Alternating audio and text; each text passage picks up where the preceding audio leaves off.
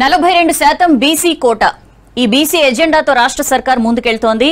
2 BC bills ఆమోదానికి ఇవాల్టి నుంచి 3 రోజుల పాటు సీఎం రేవంత్ సహా మంత్రులు, ఎమ్మెల్సీలు, ఎమ్మెల్యేలు, రాష్ట్ర కాంగ్రెస్ ఇన్ఛార్జ్, పీసీసీ చీఫ్ అంతా కూడా ఢిల్లీలో ఆందోళన చేయబోతున్నారు. రాష్ట్రపతి దగ్గర 2 బీసీ బిల్స్ ప్రస్తుతం పెండింగ్ లో ఉన్నాయి. సో స్థానిక ఎన్నికలు, విద్యా, ఉద్యోగాల్లో బీసీలకి 42% కోట. ఈ 2 బిల్స్ రాష్ట్రపతి దగ్గర ఉన్నాయి. అదే కాకుండా ఒక ఆర్డినెన్స్ కూడా పెండింగ్ లో ఉంది. వీటన్నిటి మీద కాంగ్రెస్ ఆందోళన చేయబోతోంది. ఒక్కసారి ఈ బీసీ కోటాకి సంబంధించి ఏం జరిగింది, రాష్ట్ర స్థాయిలో ఏం జరిగిందో మనం టైం లైన్ ప్రకారం ఒకసారి చూద్దాం. 2024 నవంబర్ 4న బీసీ డెడికేటెడ్ కమిషన్ ఏర్పాటు చేసింది రాష్ట్ర ప్రభుత్వం. దీని ప్రకారం ఏంటంటే ఈ కమిషన్ ఆధ్వర్యంలో ఎఫిషియెంట్ గా జరుగుతుంది కులగణన అని చెప్పి, యాక్చువల్లీ అంతకుముందు బీసీ కమిషన్ ఆధ్వర్యంలో జరుగుతుంది అంటే ఒక డెడికేటెడ్ కమిషన్ ఉండాలని చెప్పి హైకోర్టు ఇచ్చిన సూచన మేరకు డెడికేటెడ్ కమిషన్ ఏర్పాటు చేసింది. మొత్తం పకడ్బందీగా ఎక్కడ ఎలాంటి లీగల్ కాన్స్ట్రెయింట్స్ రాకుండా రాష్ట్ర ప్రభుత్వం పకడ్బందీగా ఈ కమిషన్ ఏర్పాటు చేసింది. ఆ తర్వాత 2024 నవంబర్ 6 నుంచి కులగణన సుమారు 50 రోజుల పాటు చాలా విస్తృతంగా ఇంటింటికి వెళ్లారు. యాక్చువల్లీ కులగణన అని చెప్పి మనం షార్ట్ కట్ లో చెప్పుకున్నాం కానీ రాజకీయ, ఆర్థిక, సామాజిక అన్ని రకాల సర్వే చేశారు. ఇంటింటికి వెళ్లారు. చాలా క్వశ్చన్స్, మొత్తం అనేక రకాల ఇష్యూస్ కి సంబంధించి ప్రజల నుంచి సమాచారం సేకరించారు. దానంతటినీ కూడా 50 రోజుల విస్తృత సర్వే తర్వాత దానంతటినీ కూడా రాష్ట్ర ప్రభుత్వం తన దగ్గర ఉంచిన పరిస్థితి. ఆ తర్వాత 2025 ఫిబ్రవరి 10న డెడికేటెడ్ కమిషన్ కూడా రిపోర్ట్ ఇచ్చింది. ఏదైతే కులగణన సర్వే జరిగిందో దానికి సంబంధించిన రిపోర్టు, అలాగే డెడికేటెడ్ కమిషన్ రిపోర్ట్ కూడా రాష్ట్ర ప్రభుత్వానికి సమర్పించిన పరిస్థితి. ఆ తర్వాత నెక్స్ట్ టైం లైన్ లో చూస్తే మనం అనేక ఇష్యూస్ ఈ 2024 ఆగస్టు 5న ఈ కులగణన సర్వే ఏదైతే వీళ్ళు విస్తృతంగా 50 రోజుల పాటు చేసిన సర్వే వివరాలు ఉన్నాయో వాటన్నిటినీ కూడా అసెంబ్లీలో టేబుల్ చేసింది. మొత్తం అందరికీ ఈ విషయాలు తెలియాలి. మనందరికీ గుర్తే సమగ్ర కుల సర్వే అని చెప్పి గత ప్రభుత్వం అప్పుడు బీఆర్ఎస్ అధికారంలో ఉన్నప్పుడు చేసిన ఒకరోజు సర్వే అందరికీ గుర్తునే ఉంటుంది. ఎక్కడెక్కడి నుంచో ఉన్న వాళ్ళందరినీ కూడా ఇక్కడ రాష్ట్రానికి రప్పించి మొత్తం మీ డీటెయిల్స్ ఇవ్వాలి, లేకపోతే మీరు లేనట్టే, ఇట్లాంటి అనేక రకాల ప్రెషర్ టాక్టిక్స్ ప్రయోగించి ఒకరోజు ఎస్కేఎస్ సర్వే అని చెప్పి చేశారు.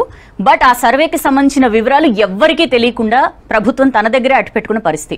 వెరాజ్ కాంగ్రెస్ గవర్నమెంట్ అలా చేయలేదు. 2024 ఆగస్టు 5 అంటే కరెక్ట్ గా ఇవాల్టికి 1 year అయింది. ఈ సర్వేని ఏవైతే వివరాలు వాళ్ళు ఈ సమగ్ర సర్వేలో ఏవైతే సేకరించారో వాటిని అసెంబ్లీలో టేబుల్ చేశారు. తర్వాత మార్చి 18న 2 బీసీ బిల్స్ కి అసెంబ్లీ ఆమోదం లభించింది. వాళ్ళు ఏ రకంగా అయితే సర్వే చేశారు, ఏమేం వివరాలు సేకరించారు, దీని మీద విస్తృతమైన చర్చ జరిగింది. చర్చ జరిగిన తర్వాత మొత్తం అన్ని పార్టీలు కూడా కొన్ని అబ్జెక్షన్స్ రైజ్ చేసాయి. ఎస్పెషల్లీ బీజేపీ లాంటి పార్టీలు ముస్లింలను ఎలా ఇంక్లూడ్ చేస్తారు, ఇట్లా అని చెప్పి కొన్ని మాటలు మాట్లాడారు. బట్ అయినా సరే ఆమోదించక తప్పని పరిస్థితి. అయితే అసెంబ్లీలో బిల్స్ కి మద్దతు ఇచ్చారు. ఢిల్లీలో మాత్రం వ్యతిరేకిస్తున్న ఒక ఇంట్రెస్టింగ్ సిచ్యుయేషన్ మనం చూస్తున్నాం.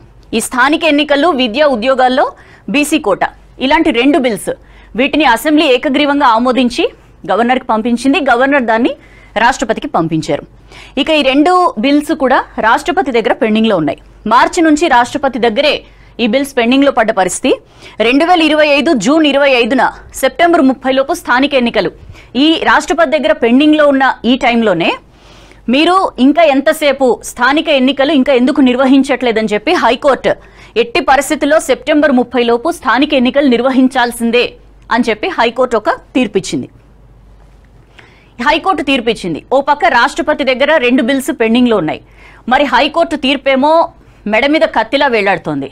ఓ పక్కేమో కామారెడ్డి డిక్లరేషన్ ఉంది, మేము 42% బీసీలకు రిజర్వేషన్ ఇస్తామని చెప్పింది ఎలక్షన్స్ కి ముందు. దాని ప్రకారమే స్థానిక ఎన్నికలకు వెళ్లాలని చెప్పి కాంగ్రెస్ ఘంటాపదంగా డిసైడ్ చేసుకున్న పరిస్థితి. నేపథ్యంలో ఏం చేయాలి, రాష్ట్ర స్థాయిలో ఏం చేయగలమని చెప్పి కొన్ని ఆల్టర్నేటివ్స్ వెతికింది. ఏం చేసింది కేంద్రం? అక్కడ రాష్ట్రపతి దగ్గర బిల్స్ పెండింగ్ లో ఉన్నాయి. అవి ఎంతో వెయిట్ చేశారు, ఒక 2-3 నెలల దాకా కూడా వెయిట్ చేశారు, ఇంకా ఆమోదం తెలుపుతారని. బట్ అవి కదలలేదు. ఏం చేయాలి రాష్ట్ర స్థాయిలో అని చెప్పి అనేక ఇష్యూస్ ని వెతికి అనేక మంది న్యాయ నిపుణులతో, రాజ్యాంగ నిపుణులతో సంప్రదించిన తర్వాత కొన్ని కీలకమైన మూవ్స్ ఇక్కడ రాష్ట్ర ప్రభుత్వం చేసింది. బీసీ కోటా మీద జరుగుతున్న ఆందోళనలు బీసీ కోటాకు సంబంధించి రాష్ట్ర ప్రభుత్వం చేస్తున్న ఫైట్ మీద మనం మాట్లాడుకుంటున్నాం. విద్యా ఉద్యోగాల్లో 42% అండ్ స్థానిక సంస్థల ఎన్నికల్లో 42% రిజర్వేషన్. ఈ రెండు బిల్స్ ని అసెంబ్లీ ఏకగ్రీవంగా ఆమోదించింది. ఈ పాయింట్ నోట్ చేసుకోవాలి, ఏకగ్రీవంగా ఆమోదించింది. ఎక్కడా కూడా బీఆర్ఎస్ నుంచి కానీ బీజేపీ నుంచి కానీ ఎవరి నుంచి ఎట్లాంటి వ్యతిరేకత రాలేదు. మాట్లాడారు, వాళ్ళ వర్షన్స్ చెప్పారు, బట్ తమ ఆమోదం తెలిపారు. సో రాష్ట్ర స్థాయిలో జరిగిన పరిస్థితి ఇది. ఈ రెండు బిల్స్ కూడా త్రూ గవర్నర్ రాష్ట్రపతి దగ్గరికి వెళ్లే రాష్ట్రపతి దగ్గర పెండింగ్ లో ఉన్న పరిస్థితి. ఈ లోపల ఇందాక నేను చెప్పినట్లు హైకోర్టు సెప్టెంబర్ 30 లోపు స్థానిక ఎన్నికలు నిర్వహించాల్సిందే అని చెప్పి తీర్పు ఇచ్చింది. ఈ లోపు ఏం చేయాలి, రాష్ట్ర ప్రభుత్వం తన ముందు ఏం ఆల్టర్నేటివ్స్ ఉన్నాయనేది చర్చించడం, లీగల్ ఎక్స్పర్ట్స్ తో మాట్లాడడం స్టార్ట్ చేసింది. ఫస్ట్ వాళ్ళకి తెలిసిన విషయం ఏంటంటే, గత బీఆర్ఎస్ సర్కార్ అప్పుడు తెచ్చిన పంచాయతీరాజ్ చట్టంలో ఒక ఇష్యూని పొందుపరిచారు. ఎస్పెషల్లీ రిజర్వేషన్స్ 50% దాటకూడదు అనే ఒక పాయింట్ ఉంది. దాన్ని గనక సవరించకపోతే ముందుకెళ్లే అవకాశం ఉండదు. అందుకని చెప్పి దాన్ని సవరించడానికి 2025 జూలై 14న 42% కోటాపై ఆర్డినెన్స్ తేవాలి అని చెప్పి కేబినెట్ నిర్ణయించింది. దీని మీదే రకరకాల కన్ఫ్యూజన్స్ క్రియేట్ అయ్యాయి. చాలా మంది పార్టీలు వాళ్ళకి అర్థమై మాట్లాడారో అర్థం చేసుకోలేక మాట్లాడారో తెలియదు. కానీ ఓ పక్క రాష్ట్రపతి దగ్గర బిల్స్ పెండింగ్ లో ఉండగా మళ్ళీ ఆర్డినెన్స్ తేవడం ఏంటి, ఇట్లాంటి రకరకాల వెర్షన్స్ మనకి వినిపించాయి. బట్ వీళ్ళు తెచ్చిన ఆర్డినెన్స్ క్లియర్ గా అప్పుడు ఏదైతే, ఎందుకంటే అది 10 సంవత్సరాల పాటు, I think 2028 subject to correction 28 వరకు అది అమల్లో ఉంటుంది. అలా కాకుండా దాన్ని సవరించేలాగా 285 ఆఫ్ ఏ సెక్షన్ 285 ఆఫ్ ఏ పంచాయతీరాజ్ చట్ట సవరణకి నిర్ణయిస్తూ దాని ప్రకారం ఆర్డినెన్స్ తీసుకొచ్చింది.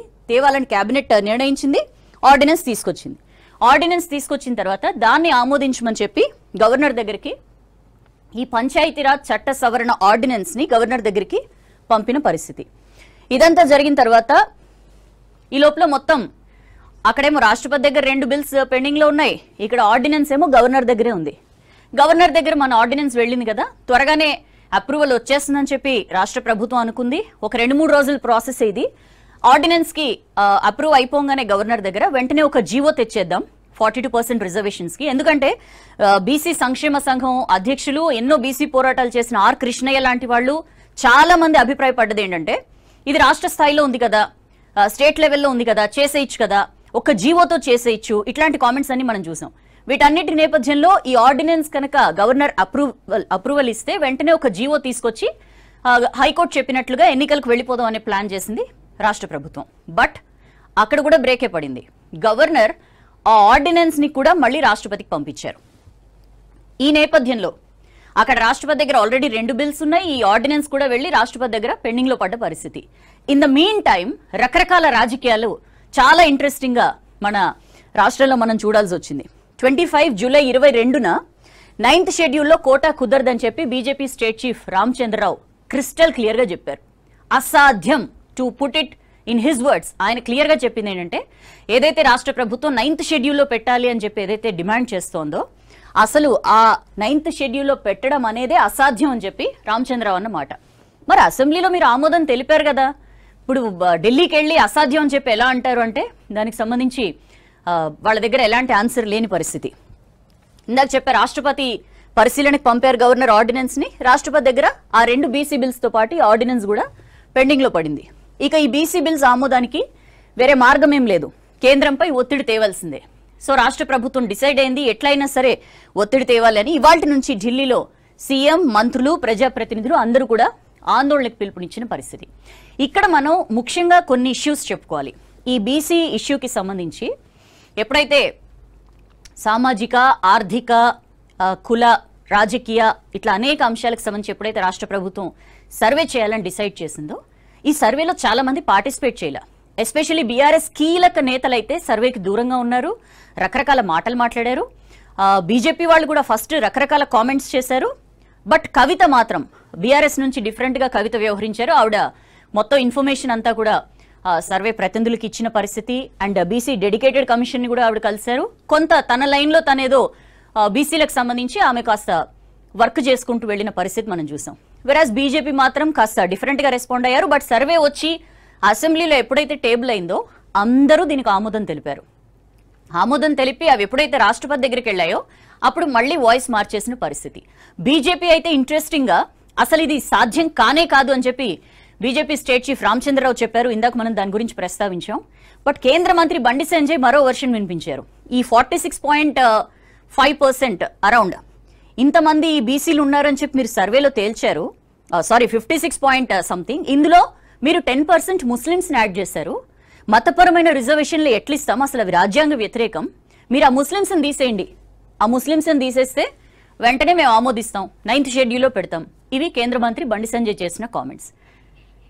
సో చాలా వాళ్ళ మాటల్లోనే ఒకే పార్టీకి చెందిన ఇద్దరు నేతలు మాట్లాడిన మాటలు ఎంత డిఫరెంట్ గా ఉన్నాయో మనం చూద్దాం. అసలు ఢిల్లీలో ఏం జరుగుతోందో మనం తెలుసుకునే ప్రయత్నం చేద్దాం. పీసీసీ చీఫ్ మహేష్ కుమార్ గౌడ్ మనతో జాయిన్ అవుతున్నారు. వారి ఆందోళన కార్యక్రమాలకు సంబంధించి పూర్తి వివరాలు తెలుసుకుందాం. మహేష్ కుమార్ గౌడ్ గారు, thank you for joining us అండి. నమస్కారం అండి, thank you very much. Sir, ఎట్లా నడుస్తోంది? మీరు ఇవాళ నుంచి 3 రోజులు బీసీ కోటా సాధించుకుని తీరాలి అని చెప్పి మీరు ఢిల్లీలో ఉన్నారు. సో ఏంటి సార్ స్టేటస్ ఏంటి? ఇప్పుడు కాంగ్రెస్ పార్టీ చిత్తశుద్ధితో కామారెడ్డి ఇచ్చిన డిక్లరేషన్ ప్రకారం 42% రిజర్వేషన్ ఇస్తూ 2 చట్టాలు చేయడం జరిగింది. అసెంబ్లీలో పాస్ చేసుకున్నాం. అసెంబ్లీలో చట్టాలు చేసినప్పుడు బీజేపీ శాసనసభ్యులు కూడా దానికి ఓటేశారు, మద్దతు పలికారు. ఇవాళ 50% సీలింగ్ క్యాప్ ఉంది, సుప్రీంకోర్టు సీలింగ్ ఉంది. కాబట్టి ఆ సీలింగ్ని అధిగమించాలనుకున్నప్పుడు ఈ బిల్లుని అధిగమించాలంటే 9th షెడ్యూల్లో చేర్చాలి. దాని కేంద్ర ప్రభుత్వ పరిధిలో ఉంది. దాని కారణంగానే మన గవర్నర్ ద్వారా రాష్ట్రపతి గారికి ఈ బిల్లులు పంపించడం జరిగింది. ఇప్పుడు ఇది కేంద్రంలో పెండింగ్లో ఉన్నాయి. పంపించి కూడా దాదాపు 3.5 మాసాలు అయింది. 10 మార్లు ప్రధానమంత్రి గారిని, సంబంధిత మంత్రులను విజ్ఞప్తి చేయడం జరిగింది. అయినా ఉలుకు పలుకు లేదు. కిషన్ రెడ్డి, రామచంద్రరావు లాంటి అగ్రకులాల నేతలు దీనికి వ్యతిరేకంగా మాట్లాడుతూ ఉన్నారు. ముస్లింలు జోడించి ఒక నెపం ఎత్తుకొని దీంట్లో ముస్లింలు ఉన్నారు కాబట్టి మీరు ముస్లిం తొలగిస్తే మేము సపోర్ట్ చేస్తామనే పసలేని మాటలు మాట్లాడుతూ ఉన్నారు. కిషన్ రెడ్డి గారికి మీ ద్వారా సూటిగా అడుగుతూ ఉన్నాను. గుజరాత్లో మోడీ గారు ముఖ్యమంత్రిగా ఉన్నప్పుడు బీసీలకు రిజర్వేషన్ ఇస్తూ దాంట్లో ముస్లింలకు కూడా రిజర్వేషన్ ఇస్తూ ఉన్నాను అని మోడీ గారే మాట్లాడినటువంటి తీరు. ఇదే తరాలో బీసీ రిజర్వేషన్లు ఉత్తరప్రదేశ్లో కానీ మన పక్కన ఆంధ్రప్రదేశ్ రాష్ట్రంలో కానీ ముస్లిం రిజర్వేషన్ పొందుతూ ఉన్నారు బీసీ కోటాలో. అది తెలంగాణ వచ్చేసరికి ఒక మెలుకు పెట్టాలి కాబట్టి, ఇవ్వాలనే ఉద్దేశం లేదు కాబట్టి, బీసీల పట్ల వారికి చిత్తశుద్ధి లేదు కాబట్టి ఈ ముస్లిం అనే మెలుకు పెట్టి, మైనార్టీ కిషన్ మెలుకు పెట్టి ఆ బిల్లును ఆపే ప్రయత్నం చేస్తూ ఉన్నారు కిషన్ రెడ్డి గారు, రామచంద్రరావు గారు. నేను బీజేపీలో ఉన్నటువంటి బీసీ నేతలను అడుగుతూ ఉన్నాను, మేమే రకంగా అయితే కాంగ్రెస్ పార్టీలో మా అందరిని ఒప్పించుకొని ఇవాళ రేవంత్ రెడ్డి గారు ఒక రెడ్డి సామాజిక వర్గం చెందినవాడు ఎప్పటికి కూడా రాహుల్ గాంధీ ఆకాంక్ష కాబట్టి 2 బిల్లులు పెట్టడమే కాకుండా దేశ చరిత్రలో మొదటిసారిగా కుల సర్వే చేసి ఈ రాష్ట్రంలో 56.7% బీసీలు ఉన్నారంటే ఒక అఫీషియల్ డాక్యుమెంట్ ఇచ్చినటువంటి ఘనత తెలంగాణ కాంగ్రెస్ ప్రభుత్వాన్ని. మీరెందుకు మీ నాయకత్వం ఒప్పించలేకపోతా ఉన్నారు? కేంద్రం ఒప్పుకుంటే ఒక క్షణంలో రిజర్వేషన్లు వస్తాయి, మనకి ఒక క్షణంలో రిజర్వేషన్ వస్తాయి కేంద్రం ఒప్పుకుంటే. సో ఆ దశగా కేంద్ర ప్రభుత్వం ఒప్పించాలనే ఉద్దేశంతోనే 3 రోజుల కార్యాచరణ చేపట్టాం. మా పార్లమెంట్ సభ్యులు స్పెషల్ నోటీస్ ఇచ్చినారు పార్లమెంట్లో. నేను నవ్వలేదు, ఇవాళ ఏమైందో తెలియదు. కానీ రేపు జంతర్ మంతర్లో మా ముఖ్యమంత్రితో సహా మంత్రులు, పార్లమెంట్ సభ్యులు, ఎమ్మెల్యేలు, ఎమ్మెల్సీలు, కార్పొరేషన్ చైర్మన్లు, మా డీసీసీ అధ్యక్షులు, కింది స్థాయి కార్యకర్తల వరకు కూడా దాదాపు 2.5-3 వేల మంది జంతర్ మంతర్లో ఒకరోజు నిరసన తెలిపోతా ఉన్నాం, దీక్ష చేయబోతా ఉన్నాం. కేంద్ర ప్రభుత్వానికి కనువిప్పు కలగాలి. తెలంగాణలో బీసీల యొక్క బాధ, బీసీల యొక్క ఘోష వారికి అర్థం కావాలి, వారి కనువిప్పు కావాలనే ఉద్దేశంతో రేపు జంతర్ మంతర్లో ధర్నా చేయబోతా ఉన్నాం. ఎల్లుండి రాష్ట్రపతి గారి యొక్క సమయం అడిగినాం. ఒకవేళ రాష్ట్రపతి గారు సమయం ఇస్తే ముఖ్యమంత్రితో సహా మేము డెలిగేషన్ అంతా పోయి రాష్ట్రపతిని కలుస్తాం. ఇవన్నీ కూడా మాకు చిత్తశుద్ధి ఉంది కాబట్టి తెచ్చుకోవాలని తపన.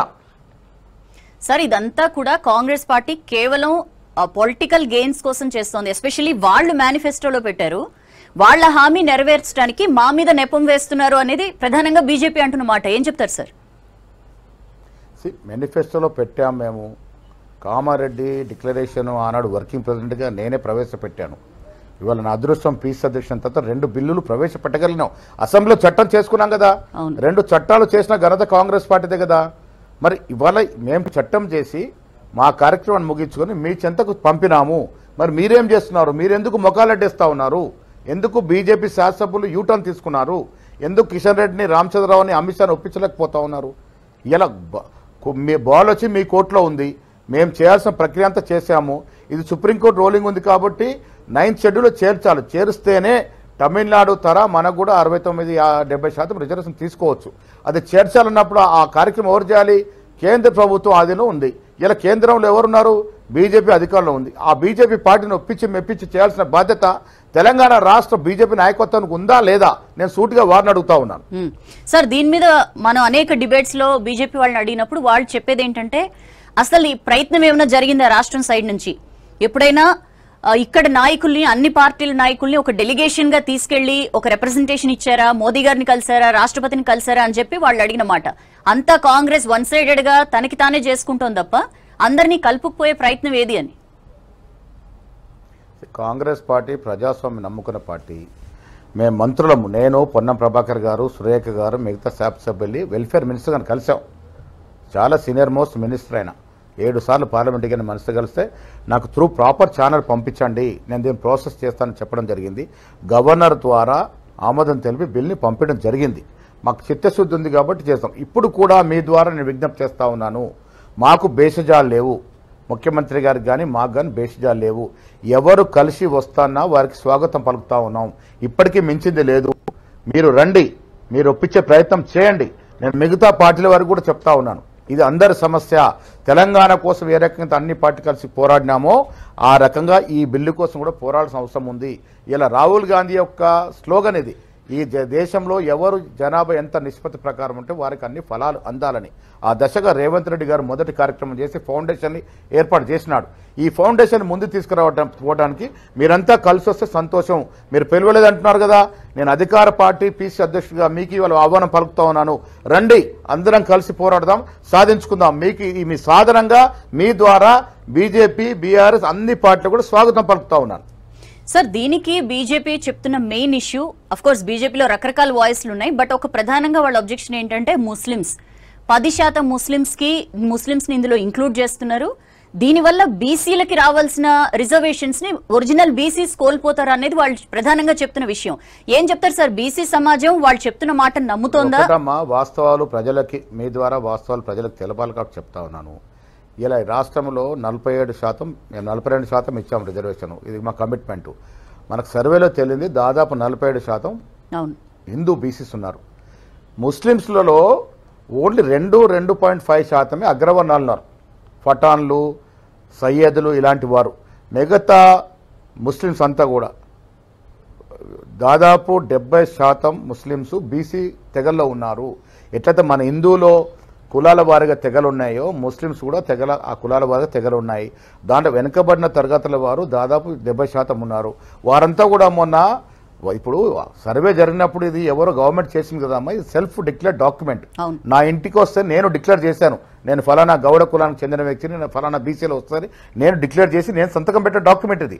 ఆ రకంగా ఎవరికి వారు ఇచ్చిన డాక్యుమెంట్ ప్రకారం దాదాపు 10% ముస్లింలు కూడా బీసీలు ఉన్నారు. వారు కలుపుకొని 56.7% అయింది.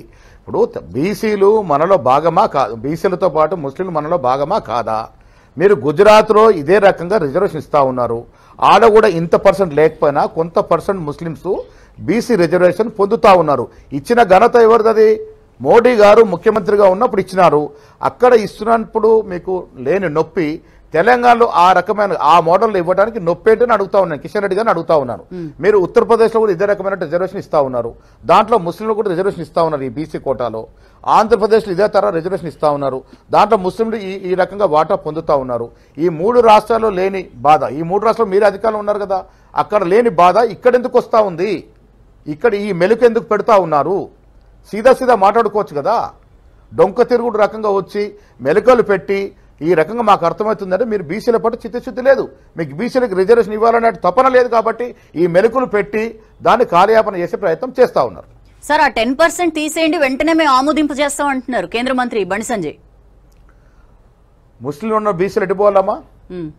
వారు మన పౌరులు కదా, వాళ్ళు బీసీలు కదా, వెనకబడి తరగతులు, వారు ఆర్థికంగా చితికలబడి వెనకబడి ఉన్నవాళ్ళే కదా, వాళ్ళకి లాభం పొందకూడదా? మరి మీరు గుజరాత్లో ఇదే తర తీసేయండి. మోడీ గారికి చెప్పి గుజరాత్లో ఏ రకంగా అయితే ముస్లిం రిజర్వేషన్ పొందుతున్నారో ఫస్ట్ అక్కడ తీసేయండి. ఇవే పొంతలేని మాటలు మాడతారు. ఎలాగమ్మా చిత్తశుద్ధుద్దా లేదా అని ప్రజలు గ్రహిస్తూ ఉన్నారు. నేను బండి సంజయ్ని అడుగుతా ఉన్నాను, బీసీ బిడ్డగా మీకు ప్రజల్లో ఒక బీసీ నాయకుడిగా పేరు ప్రతిష్టలు ఉన్నాయి. మీరెందుకు కిషన్ రెడ్డి గారు రామచంద్రరావు గారు బాటలో వస్తూ ఉన్నారు? మీకు బీసీల పట్ల ప్రేమ లేదా? ఎదిరించే స్థైర్యం లేదా? ఎందుకు మాట్లాడలేకపోతా ఉన్నారు మీరు? ఇది కేవలం మెలకు పెట్టి ఇది ఒక నెపం ఎంచుకొని దీనికి వ్యతిరేకం చేసే ప్రయత్నం జరుగుతూ ఉంది. నేను మళ్ళీ చెప్తాను, మాకు బేసిజాలు లేవు. పార్టీలకు అతీతంగా రిజర్వేషన్ సాధించుకున్నాము. ఇలా మా పార్టీలో రేపు మీరు చూడండి, రేవంత్ రెడ్డితో పాటు అగ్రవర్ణాలందరూ కూడా వచ్చి ధనాలు కూర్చుంటా ఉన్నారు.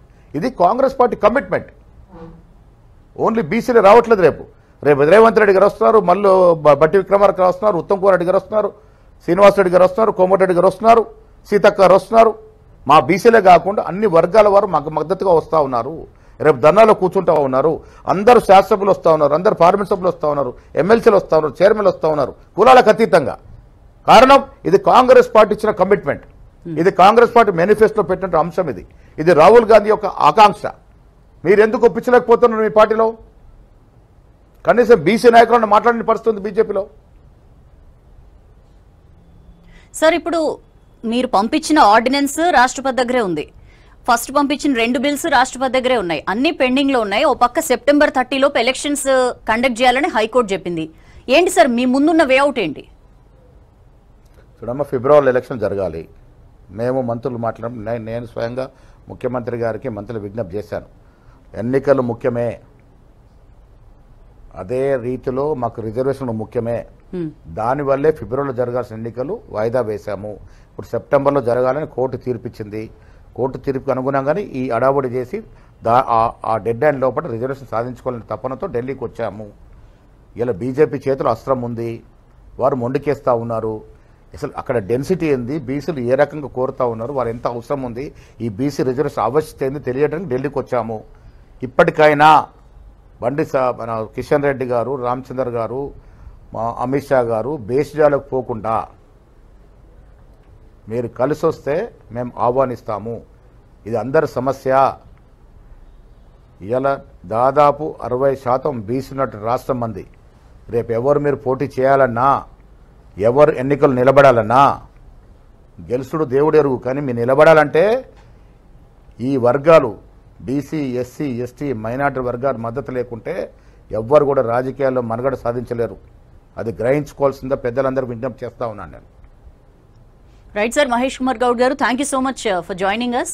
థ్యాంక్ యూ అమ్మా, thank you very much. Thank you sir. So ఇది ప్రభుత్వం ముందున్న ప్లాన్స్. ఎలా అయినా సరే ఈ 3 రోజుల్లో కేంద్రంపై ఏదైతే పెండింగ్ బిల్స్ ఉన్నాయో ఆ విషయంలో కేంద్రాన్ని ఒప్పించే ప్రయత్నం చేస్తాం, ఒత్తిడి పెంచే ప్రయత్నం చేస్తామని పిసిసి చీఫ్ మనతో చెప్తున్న పరిస్థితి. ఎట్లా అయినా సరే దీని విషయంలో చెయ్యక తప్పని ఒక సిచ్యుయేషన్ లో బీజేపీ అయితే ఉందని మనకు అర్థమవుతోంది. క్లియర్ గా వీళ్ళు అంటున్న మాట ఏంటంటే 9th షెడ్యూల్. చాలా ఈ చర్చ వచ్చినప్పుడల్లా 9th షెడ్యూల్ లో పెట్టాలి అని చెప్పి. What is this 9th schedule? 9th schedule అంటే రాజ్యాంగంలో 9th షెడ్యూల్లో పెడితే ఏంటంటే ఏదైనా ఒక బిల్ని ఆ షెడ్యూల్లో చేర్చినప్పుడు దానికి అంటే అది ఇంకా కంపల్సరీ అమలు చేయాల్సిన పరిస్థితి. తమిళనాడు ఎగ్జాంపుల్గా చెప్తారు కదా, మామూలుగా రిజర్వేషన్స్ 50% దాటకూడదు. బట్ తమిళనాడులో ఒక ఎక్సెప్షన్ 69 అరౌండ్ 70% రిజర్వేషన్స్ అక్కడ అమలవుతున్నాయి. మరి వాళ్ళకేంటి ప్రత్యేకత అంటే వాళ్ళు దానికి సంబంధించి 9th షెడ్యూల్లో పెట్టించుకున్నారు కాబట్టి దాన్ని ఎవరు ఏమీ అనలేని పరిస్థితి. సో కోర్టుల రివ్యూ నుంచి తప్పించుకుంటాయి ఏవైనా సరే యాక్ట్స్ 9th షెడ్యూల్లో కనుక పెట్టినట్లయితే. అందుకనే ఒకవేళ దీన్ని కూడా 9th షెడ్యూల్లో పెడితే ఆ 50% క్యాప్ ఇట్లాంటివి ఏవి ఇబ్బంది ఉండవు, కోర్టులు కలగజేసుకోవు, కాబట్టి సేఫ్ గా ఉంటుంది, ఇది అప్లై అవుతుంది అని చెప్పి 9th షెడ్యూల్లో చేర్చమని చెప్పి డిమాండ్ వినిపిస్తున్నది. బట్ ఈ మధ్య సుప్రీంకోర్టు ఒక ఇంట్రెస్టింగ్ కామెంట్ కూడా చేసింది. ఒకవేళ ఎంత 9th షెడ్యూల్లో ఉన్నవైనా సరే ఒకవేళ ఎక్కడైనా రాజ్యాంగం పరిధి దాటుతోంది అంటే ఖచ్చితంగా మేము కలగజేసుకుంటాం, ఖచ్చితంగా అవి జ్యుడిషియరీ రివ్యూకి అవి కూడా అతీతం కాదు అని చెప్పిన పరిస్థితి. బట్ ఎనీవేస్ మనం ఇందాక నుంచి మాట్లాడుకుంటున్నట్లు ఒక మొత్తం సిచ్యుయేషన్ అంతా కూడా ఢిల్లీకి మారిన పరిస్థితి. ఈ 3 రోజుల్లో రకరకాలుగా ఆందోళన చేసి రకరకాలుగా ఇవాళ పార్లమెంట్లో కూడా ఇష్యూని ప్రస్తావించాలి అని చెప్పి పాయింట్ ఆఫ్ ఆర్డర్ లేవనెత్తారు. బట్ యాజ్ యూజువల్ గా గవర్నమెంట్ ఒప్పుకోలే. బట్ కాసేపు ఒక రప్చర్ అయితే నడిచింది పార్లమెంట్లో. ఎలా అయినా ఈ 3 రోజులు ఆందోళన ద్వారా ప్రభుత్వంపై ఒత్తిడి పెంచాలి అని చెప్పి కాంగ్రెస్ ప్లాన్ చేస్తోంది. నాట్ ఓన్లీ కాంగ్రెస్, బీసీలందరూ కలిసి రావాలి అని చెప్పి పిసిసి చీఫ్ మహేష్ కుమార్ గౌడ్ కూడా అంటున్నారు. గతంలో కూడా జంతర్ మంతర్ దగ్గర ధర్నా చేశారు. బట్ అప్పుడు కూడా ఇదేదో కాంగ్రెస్ చేసుకున్న ధర్నా అని చెప్పి మన రాష్ట్ర బీసీ వేరే పార్టీల్లో ఉన్న నాయకులు ఎవరు కూడా అటువైపు వెళ్ళని పరిస్థితి. బట్ ఈసారి అలా కాదు, ముందుగానే వాళ్ళు కాల్ఫర్ చేశారు. అందరూ రండి, ఇదే మా ఆహ్వానం, మొత్తం అందరం కలిసి ఎట్లయితే తెలంగాణ రాష్ట్ర సాధనకి పార్టీల్ని జెండాల్ని అన్నిటినీ పక్కన పెట్టి హోల్ అండ్ సోల్ రాష్ట్ర సాధన ఎజెండాగా ఎట్లయితే అందరం ఒక గొడుగు కిందకు వచ్చి పనిచేసి రాష్ట్రాన్ని సాధించుకున్నామో, in the same way BC reservations కూడా అట్లా సాధించుకోవాల్సిన ఒక చారిత్రాత్మక ఘట్టం దగ్గర మనం ఉన్నాం. ఖచ్చితంగా ఇప్పుడు పోరాడితే సాధించుకోవచ్చు అని చెప్పి నాయకులందరూ అంటున్నారు. అందరూ రండి అని చెప్పి వీళ్ళైతే పిలుపునిస్తున్నారు. బట్ చూడాలి, ఇంకొక ఇంట్రెస్టింగ్ స్టేట్మెంట్ మనం చూడొచ్చు కేంద్ర బీజేపీ నుంచి. మేము జనగణన చేస్తున్నాం, అందులో భాగంగా కులగణన ఇంక్లూడ్ చేశాం, అది అయిన తర్వాత ఖచ్చితంగా బీసీ రిజర్వేషన్స్ ఇంప్లిమెంట్ చేస్తామనే ఒక ఇంట్రెస్టింగ్ కామెంట్ అయితే కనిపిస్తోంది. అంటే ఒకవేళ ఇప్పుడు కనుక మనం ఒప్పుకుంటే క్రెడిట్ అంతా కాంగ్రెస్ కి పోతుంది అన్న ఒక హిడెన్ ఇంటెన్షన్ అయితే మనకి క్లియర్ గా బీజేపీలో కనిపిస్తోంది. బట్ రాష్ట్రంలో ఒక రకంగా, కేంద్ర స్థాయిలో ఒక రకంగా బీజేపీ మాట్లాడుతున్న ఈ డబుల్ సైడెడ్ వర్షన్స్ ఏవైతే ఉన్నాయో క్లియర్ గా ప్రజల్లో ఎక్స్పోజ్ చేసే ప్రయత్నం అయితే కాంగ్రెస్ చేస్తోంది. బీఆర్ఎస్ మాత్రం ఏమీ చేయలేని ఒక చిత్రమైన సిచ్యుయేషన్ లో ఇక్కడ కామ్ అయిపోయిన పరిస్థితి. ఏమైనా మాట్లాడదాం అంటే ఏమీ మాట్లాడలేరు, పోనీ ఏమైనా సపోర్ట్ చేద్దాం అంటే సపోర్ట్ చేయలేని పరిస్థితి. బట్ కవిత మాత్రం అనేక సందర్భాల్లో, మొన్న ఆర్డినెన్స్ తెచ్చినప్పుడు కూడా కవిత స్వీట్లు పంచుకుని సెలబ్రేషన్స్ చేసుకున్న పరిస్థితి. మొత్తానికి ఆమె కూడా ఒక దీక్ష కూడా చేశారు, నిన్న కూడా దీక్ష చేశారు. ఇంకా ఏదో ఒకటి చేయాలి కాబట్టి బీఆర్ఎస్ కూడా ఒకరోజు కరీంనగర్ లో దీక్ష అని చెప్పి ఆ పార్టీ బీసీ నాయకులు కలిసి డిసైడ్ చేసుకున్న సిచ్యుయేషన్. మొత్తానికి బీసీలకు 42% రిజర్వేషన్ సాధించి తీరాలి అన్న పట్టుదల రాష్ట్ర ప్రభుత్వంలో కనిపిస్తోంది. ఓ పక్క సెప్టెంబర్ 30 అనే కత్తి వేలాడుతోంది. ఆ లోపు స్థానిక ఎన్నికలు నిర్వహించి తీరాలి అని చెప్పి హైకోర్టు చెప్పిన నేపథ్యంలో ఎలా ముందుకు వెళ్తారు? పార్టీ పరంగా 42% సీట్లు ఇస్తామని చెప్పి బీజేపీ అంటోంది. మరి ఏం చేస్తారు, నెక్స్ట్ ఫర్దర్ స్టెప్స్ ఎలా ఉంటాయనేది మాత్రం చాలా ఇంట్రెస్టింగ్ గా ఉంది. బట్ ఈ 3 రోజుల ఆందోళన ద్వారా ఎంతో కొంత ఖచ్చితంగా బీజేపీని అయితే ప్రెషరైజ్ చేయగలమన్న కాన్ఫిడెన్స్ కనిపిస్తోంది. చూద్దాం మరి కేంద్ర ప్రభుత్వం తన కోర్టులో ఉన్న బాల్ ని ఏం చేస్తుందో. 42% బీసీ కోట, ఈ బీసీ ఎజెండాతో రాష్ట్ర సర్కార్ ముందుకెళ్తోంది. 2 బీసీ బిల్స్ ఆమోదానికి ఇవాల్టి నుంచి 3 రోజుల పాటు సీఎం రేవంత్ సహా మంత్రులు, ఎమ్మెల్సీలు, ఎమ్మెల్యేలు, రాష్ట్ర కాంగ్రెస్ ఇన్ఛార్జ్, పీసీసీ చీఫ్ అంతా కూడా ఢిల్లీలో ఆందోళన చేయబోతున్నారు. రాష్ట్రపతి దగ్గర 2 బీసీ బిల్స్ ప్రస్తుతం పెండింగ్ లో ఉన్నాయి. సో స్థానిక ఎన్నికలు, విద్యా, ఉద్యోగాల్లో బీసీలకి 42% కోట, ఈ 2 బిల్స్ రాష్ట్రపతి దగ్గర ఉన్నాయి. అదే కాకుండా ఒక ఆర్డినెన్స్ కూడా పెండింగ్ లో ఉంది. వీటన్నిటి మీద కాంగ్రెస్ ఆందోళన చేయబోతోంది. ఒక్కసారి ఈ బీసీ కోటాకి సంబంధించి ఏం జరిగింది, రాష్ట్ర స్థాయిలో ఏం జరిగిందో మనం టైం లైన్ ప్రకారం ఒకసారి చూద్దాం.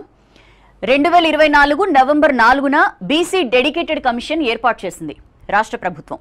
దీని ప్రకారం ఏంటంటే ఈ కమిషన్ ఆధ్వర్యంలో ఎఫిషియెంట్ గా జరుగుతుంది కులగణన అని చెప్పి, యాక్చువల్లీ అంతకుముందు బీసీ కమిషన్ ఆధ్వర్యంలో జరుగుతుంది అంటే ఒక డెడికేటెడ్ కమిషన్ ఉండాలని చెప్పి హైకోర్టు ఇచ్చిన సూచన మేరకు డెడికేటెడ్ కమిషన్ ఏర్పాటు చేసింది. మొత్తం పకడ్బందీగా ఎక్కడ ఎలాంటి లీగల్ కాన్స్ట్రెయింట్స్ రాకుండా రాష్ట్ర ప్రభుత్వం పకడ్బందీగా ఈ కమిషన్ ఏర్పాటు చేసింది. ఆ తర్వాత 2024 నవంబర్ 6 నుంచి కులగణన సుమారు 50 రోజుల పాటు చాలా విస్తృతంగా ఇంటింటికి వెళ్లారు. యాక్చువల్లీ కులగణన అని చెప్పి మనం షార్ట్ కట్ లో చెప్పుకున్నాం కానీ రాజకీయ, ఆర్థిక, సామాజిక అన్ని రకాల సర్వే చేశారు, ఇంటింటికి వెళ్లారు. చాలా క్వశ్చన్స్, మొత్తం అనేక రకాల ఇష్యూస్ కి సంబంధించి ప్రజల నుంచి సమాచారం సేకరించారు. దానంతటినీ కూడా 50 రోజుల విస్తృత సర్వే తర్వాత దానంతటినీ కూడా రాష్ట్ర ప్రభుత్వం తన దగ్గర ఉంచిన పరిస్థితి. ఆ తర్వాత 2025 ఫిబ్రవరి 10న డెడికేటెడ్ కమిషన్ కూడా రిపోర్ట్ ఇచ్చింది. ఏదైతే కులగణన సర్వే జరిగిందో దానికి సంబంధించిన రిపోర్టు, అలాగే డెడికేటెడ్ కమిషన్ రిపోర్ట్ కూడా రాష్ట్ర ప్రభుత్వానికి సమర్పించిన పరిస్థితి. ఆ తర్వాత నెక్స్ట్ టైం లైన్ లో చూస్తే మనం అనేక ఇష్యూస్, ఈ 2024 ఆగస్టు 5న ఈ కులగణన సర్వే ఏదైతే వీళ్ళు విస్తృతంగా 50 రోజుల పాటు చేసిన సర్వే వివరాలు ఉన్నాయో వాటన్నిటినీ కూడా అసెంబ్లీలో టేబుల్ చేసింది. మొత్తం అందరికీ ఈ విషయాలు తెలియాలి. మనందరికీ గుర్తే సమగ్ర కుల సర్వే అని చెప్పి గత ప్రభుత్వం అప్పుడు బీఆర్ఎస్ అధికారంలో ఉన్నప్పుడు చేసిన ఒకరోజు సర్వే అందరికీ గుర్తునే ఉంటుంది. ఎక్కడెక్కడి నుంచో ఉన్న వాళ్ళందరినీ కూడా ఇక్కడి రాష్ట్రానికి రప్పించి మొత్తం మీ డీటెయిల్స్ ఇవ్వాలి, లేకపోతే మీరు లేనట్టే, ఇట్లాంటి అనేక రకాల ప్రెషర్ టాక్టిక్స్ ప్రయోగించి ఒకరోజు ఎస్కేఎస్ సర్వే అని చెప్పి చేశారు. బట్ ఆ సర్వేకి సంబంధించిన వివరాలు ఎవ్వరికీ తెలియకుండా ప్రభుత్వం తన దగ్గరే అట్టుపెట్టుకున్న పరిస్థితి. వెరాజ్ కాంగ్రెస్ గవర్నమెంట్ అలా చేయలేదు. 2024 ఆగస్టు 5 అంటే కరెక్ట్గా ఇవాళకి 1 year అయింది. ఈ సర్వేని ఏవైతే వివరాలు వాళ్ళు ఈ సమగ్ర సర్వేలు ఏవైతే సేకరించారో వాటిని అసెంబ్లీలో టేబుల్ చేశారు. తర్వాత మార్చి 18న 2 బీసీ బిల్స్కి అసెంబ్లీ ఆమోదం లభించింది. వాళ్ళు ఏ రకంగా అయితే సర్వే చేశారు, ఏమేం వివరాలు సేకరించారు, దీని మీద విస్తృతమైన చర్చ జరిగింది. చర్చ జరిగిన తర్వాత మొత్తం అన్ని పార్టీలు కూడా కొన్ని అబ్జెక్షన్స్ రైజ్ చేసాయి. ఎస్పెషల్లీ బీజేపీ లాంటి పార్టీలు ముస్లింలను ఎలా ఇంక్లూడ్ చేస్తారు ఇట్లా అని చెప్పి కొన్ని మాటలు మాట్లాడారు. బట్ అయినా సరే ఆమోదించక తప్పని పరిస్థితి. అయితే అసెంబ్లీలో బిల్స్కి మద్దతు ఇచ్చారు. ఢిల్లీలో మాత్రం వ్యతిరేకిస్తున్న ఒక ఇంట్రెస్టింగ్ సిచ్యుయేషన్ మనం చూస్తున్నాం. ఈ స్థానిక ఎన్నికల్లో విద్యా ఉద్యోగాల్లో బీసీ కోట ఇలాంటి 2 బిల్స్ వీటిని అసెంబ్లీ ఏకగ్రీవంగా ఆమోదించి గవర్నర్కి పంపించింది. గవర్నర్ దాన్ని రాష్ట్రపతికి పంపించారు. ఇక ఈ 2 బిల్స్ కూడా రాష్ట్రపతి దగ్గర పెండింగ్లో ఉన్నాయి. మార్చి నుంచి రాష్ట్రపతి దగ్గరే ఈ బిల్స్ పెండింగ్లో పడ్డ పరిస్థితి. 2025 జూన్ 25న సెప్టెంబర్ 30 లోపు స్థానిక ఎన్నికలు ఈ రాష్ట్రపతి దగ్గర పెండింగ్లో ఉన్న ఈ టైంలోనే మీరు ఇంకా ఎంతసేపు స్థానిక ఎన్నికలు ఇంకా ఎందుకు నిర్వహించట్లేదని చెప్పి హైకోర్టు ఎట్టి పరిస్థితుల్లో సెప్టెంబర్ 30 లోపు స్థానిక ఎన్నికలు నిర్వహించాల్సిందే అని చెప్పి హైకోర్టు ఒక తీర్పిచ్చింది. ఓ పక్క రాష్ట్రపతి దగ్గర 2 బిల్స్ పెండింగ్లో ఉన్నాయి. మరి హైకోర్టు తీర్పేమో మెడ మీద కత్తిలా వేలాడుతోంది. ఓ పక్కేమో కామారెడ్డి డిక్లరేషన్ ఉంది, మేము 42% బీసీలకు రిజర్వేషన్ ఇస్తామని చెప్పింది ఎలక్షన్స్కి ముందు. దాని ప్రకారమే స్థానిక ఎన్నికలకు వెళ్లాలని చెప్పి కాంగ్రెస్ ఘంటాపదంగా డిసైడ్ చేసుకున్న పరిస్థితి. నేపథ్యంలో ఏం చేయాలి, రాష్ట్ర స్థాయిలో ఏం చేయగలమని చెప్పి కొన్ని ఆల్టర్నేటివ్స్ వెతికింది. ఏం చేసింది కేంద్రం? అక్కడ రాష్ట్రపతి దగ్గర బిల్స్ పెండింగ్లో ఉన్నాయి. అవి ఎంతో వెయిట్ చేశారు, ఒక 2-3 నెలల దాకా కూడా వెయిట్ చేశారు, ఇంకా ఆమోదం తెలుపుతారని. బట్ అవి కదలలేదు. ఏం చేయాలి రాష్ట్ర స్థాయిలో అని చెప్పి అనేక ఇష్యూస్ని వెతికి అనేక మంది న్యాయ నిపుణులతో రాజ్యాంగ నిపుణులతో సంప్రదించిన తర్వాత కొన్ని కీలకమైన మూవ్స్ ఇక్కడ రాష్ట్ర ప్రభుత్వం చేసింది. ఏం చేసిందో రాష్ట్ర ప్రభుత్వం